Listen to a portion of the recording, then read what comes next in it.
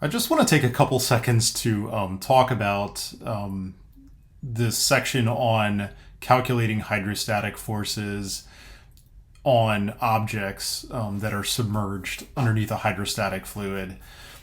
This is, I guess, a pretty important section if you're a civil engineer, but I don't think it's a super important chapter for mechanical engineers, honestly. So we will do a little bit of this, but I think the book goes into an obnoxious amount of depth on this subject that I personally don't care to go into.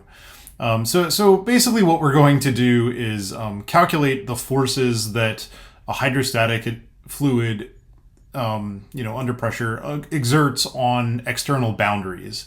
So like this is for the purposes, for example, of designing plates that have to be submerged underwater and then held in place by hinges and such. So if you're going to design those hinges or seals, you want to know how much force and how much moment is acting on those things. And so, basically the book lays out some ways you can calculate those forces and moments just from the pressure distributions on the outside.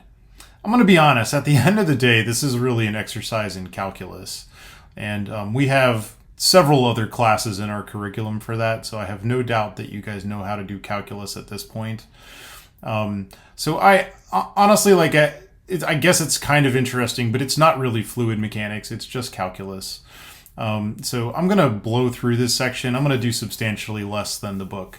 So I'll show you some simple formulas you can use to calculate the resultant force and the moment on a planar object that's submerged that happens to be, I guess, oriented parallel to the, plane of the page is how I would put it. And then I'll show you one other technique briefly for, calculating the the resultant forces on a curved object.